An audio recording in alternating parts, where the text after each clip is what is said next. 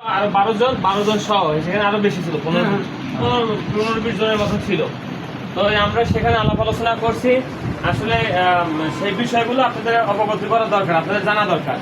তো ইতিপূর্বে যে আপনাদের ভাই বোনরা যারা চলে গেছে, হ্যাঁ, সেটা তারা স্বেচ্ছায় গেছে এবং মালিক পক্ষ যে কথা আপনারা যেটা বলছিলেন যে তারা গেছে, যে তারা কোনো টাকা পয়সা পাবে না এই জন্য গেছে, এটা মালিক পক্ষ নাকি বলে নাই। ঠিক আছে, বলছে এই কথা বলে নাই। এখন যাই হোক, এটা এই একটা বিষয় গেছে। এখন বিষয় হলো যে আপনারা যারা মানে কর্মরত আছেন, আপনাদের 26 ধারা অনুযায়ী একটা নোটিশ দিচ্ছে। এই নোটিশের মেয়াদ হলো কয় তারিখ পর্যন্ত? 30/10 পর্যন্ত, 30/9 পর্যন্ত, এবং 30/10 কি আপনারা পাওনাদি পাবেন, এরকম একটা নোটিশ করছে। তো এই নোটিশে আপনারা আসলে কি পাবেন, মানে আমরা যখন ইন্ডিভিজুয়াল লিখতে চাইলাম যে আমরা এটা লিখবো, ঠিক আছে, তারা দিতে তারা ওইটাই নোটিশ অনুযায়ী দিতে চাইছে। কিন্তু যখন আমরা ইন্ডিভিজুয়াল আসলে 26 ধারা কি পাবে, হ্যাঁ, আসল শ্রমিকরা কি পাবে, 1 টাকা না 10 টাকা কি পাবে, সেই হাতি মহিষ ঘোড়া কি কি পাবে, সেই বিষয়ে যখন বিস্তারিত আমরা লিখতে গেলাম, তখন বলছে যে না, আসলে এটা এখন আমরা পারবো না, বিজেপির একজন প্রতিনিধি দরকার, ওনাদের প্রতিনিধি। যেহেতু আপনাদের প্রতিনিধি আমরা, আপনারা কারণ ছিলেন আলামিন ভাইরা শান্তনা পারে, তাই না?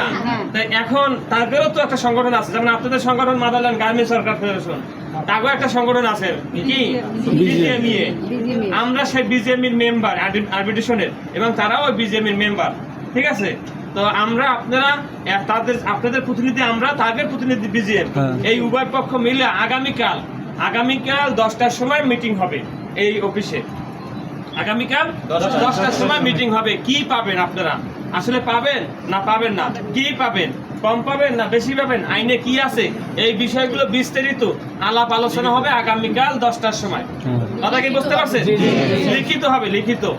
এবং সেইখানে উল্লেখ্য বিষয় হলো যে তাদের কথা হলো যে আগামী 4 মাস পর্যন্ত আমাদের যে নোটিশ দিয়েছে, ওই থেকে 4 মাসের মধ্যে কোনো শ্রমিক চলে যেতে পারবে না, এবং কোনো শ্রমিক মালিক পক্ষ ব্যাক করতে পারবে না।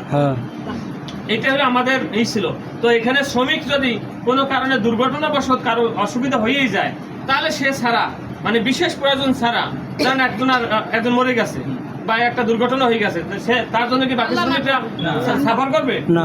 তো আল্লাহ না করে যদি কোনো দুর্ঘটনা হয়, সে ব্যতীত সবাই এই ফ্যাক্টরিতে থাকবে। কথা কি বলছেন? আগামী যে কয়েকদিন পর্যন্ত যদি কেউ চলে যায়, সে স্বেচ্ছায় বললা রিজাইন বলে গণ্য হবে। সেই 26-এ বা মালিক পক্ষ বাড়ি করলে যে বেনিফিট পায়, সেটা সে পাবে না। তাহলে এটার কারণ হলো এটা যে কিছু কাজ আছে, যে কাজগুলো আপনারা করে দেবেন, এবং আগামী যে ডেটের শ্রমিকের পাওনাদি দেওয়া থাকবে, সেই ডেট অনুযায়ী আপনারা পাওনা নেবেন। এই পর্যন্ত